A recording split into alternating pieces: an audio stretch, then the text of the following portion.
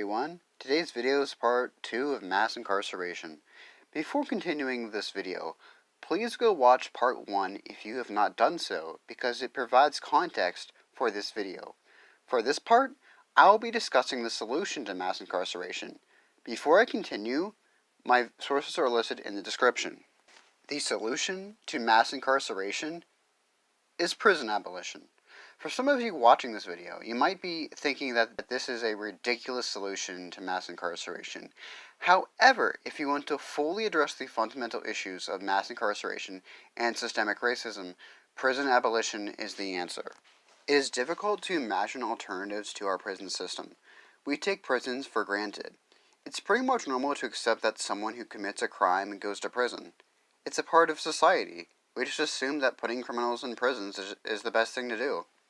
As I explained to you in part 1, it is more complicated than that. We are used to incarceration and we see it as an unconditional standard. Prison abolition is pretty much written off as utopian or impossible. It may seem impossible to have a more just, more egalitarian form of the justice system.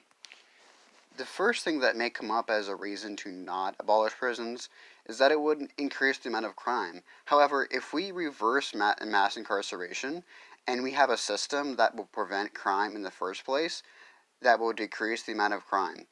As I proved to you in part 1, prisons are an ineffective way of handling crime.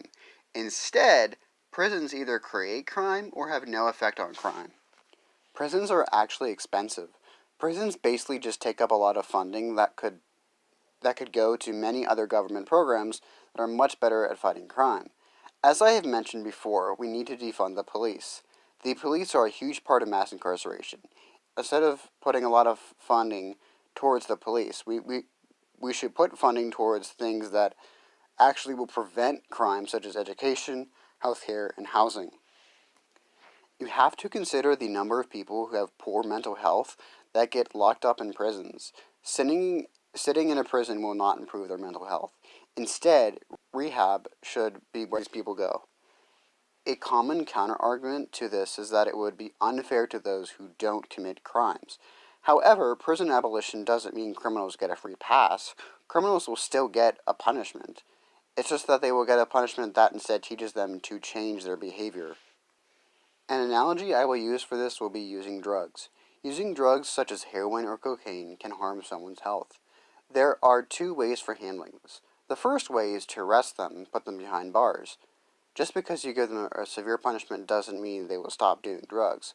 The second way is through rehabilitation.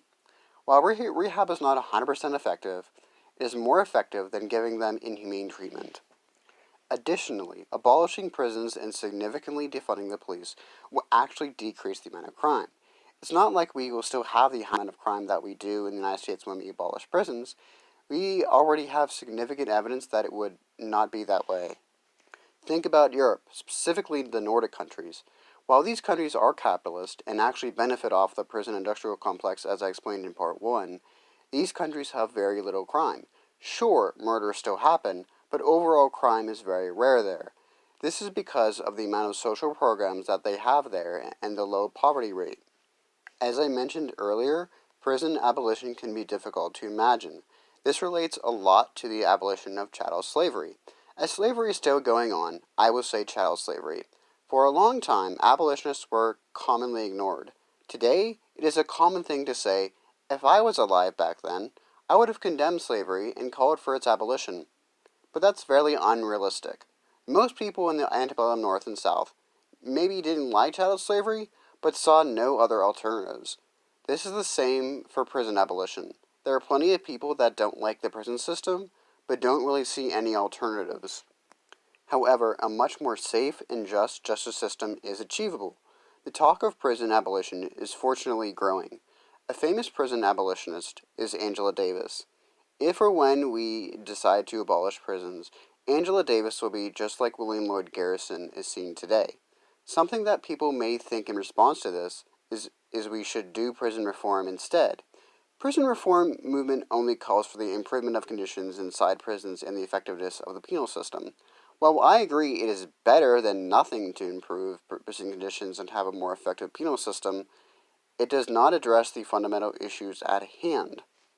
The main issue is the amount of profit that the prison industrial complex makes, as well as the exploitation. Multinational corporations will still profit off of incarceration. The hierarchical structure where incarcerated people are of a lower status will still exist. Incarceration will still exist. Penal labor will still exist, as they would have to pass an amendment to abolish penal labor. Hopefully I have disproved to you as to why you should be a prison abolitionist. Thank you for watching my video. Please give this video a like, share it with your friends, and subscribe if you have not done so, as well as follow me on Instagram and Twitter. I will see you next time. Thanks.